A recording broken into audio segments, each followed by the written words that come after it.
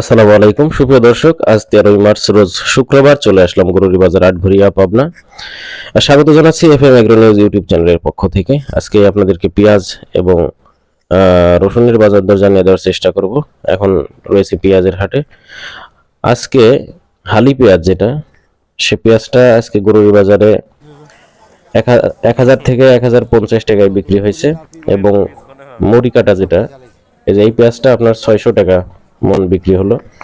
এছাড়াও 700 থেকে 800 টাকা মন কিন্তু মূল কাটা পেঁয়াজ আজকের হাটে বিক্রি হয়েছে। তো প্রিয় দর্শক, প্রতিদিন এরকম বাজার আপডেট পেতে অবশ্যই আমার চ্যানেলটি সাবস্ক্রাইব করে রাখবেন এবং বন্ধুদের সাথে শেয়ার করে রাখবেন।